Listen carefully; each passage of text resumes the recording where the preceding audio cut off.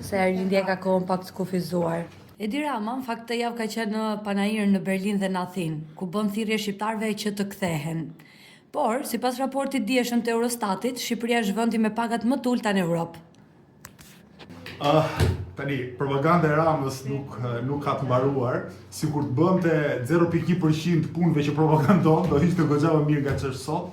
I vërtetësh i kryeministri i korruptuar, i paaft, që paaftësinë e vetë dhe korrupsionin e tij do ta mbuloj me lajle lule, e ka nisë të punë që s'mbahet mend kurrë, domethënë, që në fillim të viteve 2000, madje çik më herët, vazhdon edhe sot.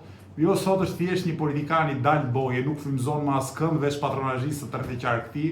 Nga ana tjetër Lëvizja Bashkë ka vërtet një program serioz të mëkëndjes ekonomike dhe sociale të Shqipërisë, që do ta bëjë realisht mundur kthimin e një pjesë të konzervueshme të emigrantëve, sepse ne duam ndërtojmë atë që quhet zakonisht infrastruktura e shpresës. Shërbime publike, cilësore, mundësi ekonomike për të gjithë, drejtësi shoqërore, drejta në punë e kështu me radhë.